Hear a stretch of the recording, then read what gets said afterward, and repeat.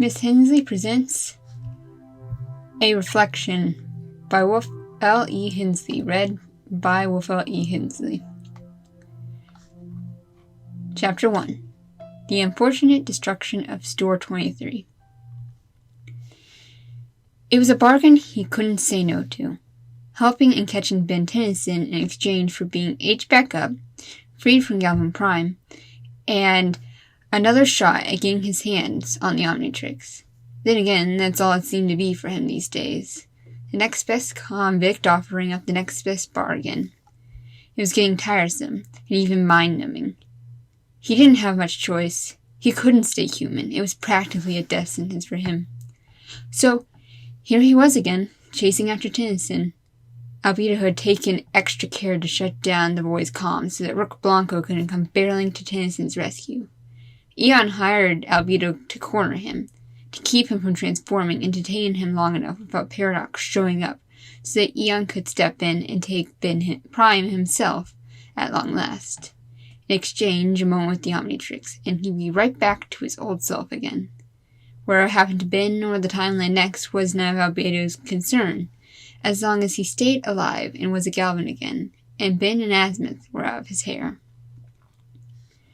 Forcing the watch into a timeout and shutting the comms down without alerting Tennyson had been tricky, but Albedo had managed it.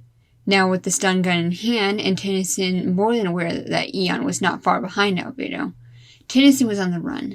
Albedo kept hot on his trail, weaving through the alleys and doing his best to corral the boy away from any plumber safe points. Albedo spotted Ben as he ducked into a smoothie shop. Odd, that Mr. Smoothie isn't on my map, Albedo muttered. But he didn't let himself be lulled by the temptation of a delicious drink as he closed in on that location, knowing Tennyson likely had very few options left. Albedo burst into the smoothie shop, ordering the cashier, who was oddly enough an alien in a top hat, out of the store. Albedo wasn't fazed by the cashier being an alien, and Bellwood. Human-alien relations had actually gotten to a great point thanks to Undertown's existence. Aliens walked and worked in Bellwood just like any human did. The cashier was quick to leave the store and point Albedo to where Tennyson had fled, aka the kitchen. Albedo followed in hot pursuit. He crept inside just as he heard Tennyson calling on his watch for help. It seemed the boy was still trying to fix his comms. They'd be back up in an hour, Albedo knew, but that was now an hour Tennyson did not have. Rook, you there? I'm kind of in a sticky situation here. I'm at store 23. Eon and Albedo are on my tail. Albedo is somehow 16 again, and Eon wants to do the normal, make me one of his little lackeys, take over the timelines and whatnot. Is the line of Albedo currently? He just forced my watch to time out. I was sitting duck until I get it back online. If you're there, please send back up.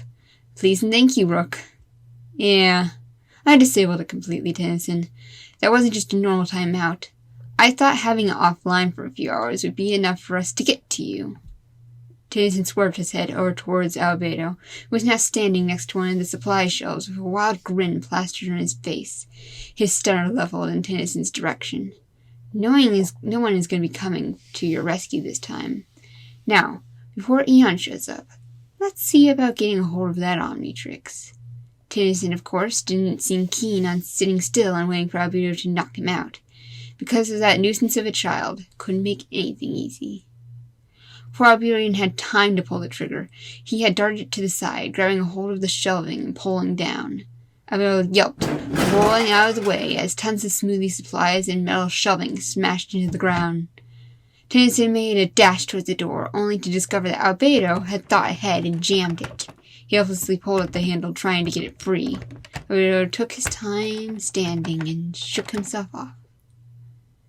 He again leveled his weapon. Nowhere left to run, Albedo muttered. Or for firing. Tennyson dodged. Honestly, Albedo had forgotten how fast and slippery Tennyson could be when he was stuck in his human form. He watched Tennyson sprint for another shelf, toppling it behind him and ducking behind some machinery. Albedo fired rapidly after him before pausing upon hearing a warning alarm of some kind going off. What the? Albedo climbed carefully over the shelving so he could get a better look at the machinery he'd accidentally shot. Albedo's expression went slack.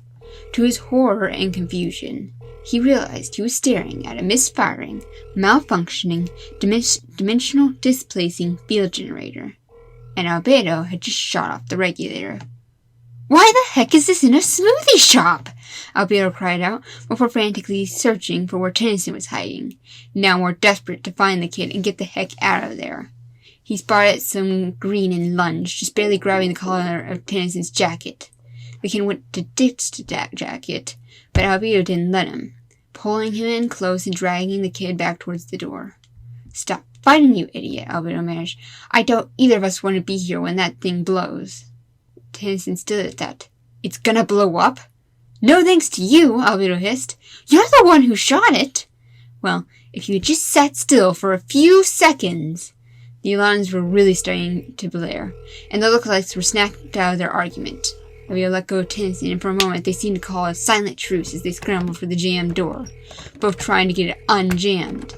The alarms got even louder, and Albedo felt the air around them change. He realized, much to his horror, that the door wasn't going to budge in time, and he raced for some possible solution. The Omnitrix, of course, Albedo realized. He grabbed Tennyson again, pulling the boy in front of him. Tennyson immediately fought back, but Albedo hissed for him to stop. "If you want to live, you'll stay still," Albedo groaned, his hands flying for Tennyson's Omnitrix as he dialed rapidly, trying to key in the correct combination before they ran out of time. Just as the generator blew, there was a flash of green and everything went dark. There were a few moments where all Albedo registered was the ringing in his ears and the form of Tennyson slumping into his arms. Then, when his vision cleared and his senses returned, Albedo realized they were outside, standing in the pouring rain. Tennyson was out cold. Albedo laid the boy down quickly and checked his pulse. The boy was lucky. He was alive. With the Omnitrix taking the brunt of the blast, he had been knocked out almost immediately. Albedo decided to act before Tennyson woke up. He dragged the boy to the nearest building, which happened to be some sort of abandoned warehouse littered with graffiti. He set to work tying him firmly to a support beam inside. Albedo replaced this weapon and went for the dead Ultimatrix on his wrist, twisting it to verify his location with Eon. He stopped, when his map told him he was nowhere near Beltwood.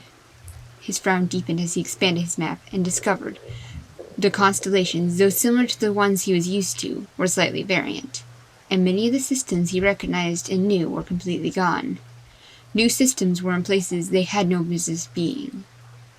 Horror settled in the pit of Albedo's stomach, and he found himself sliding down, sitting with his back pressed against some crates in an exhaustion, and a new, terrible reality settled on him. No.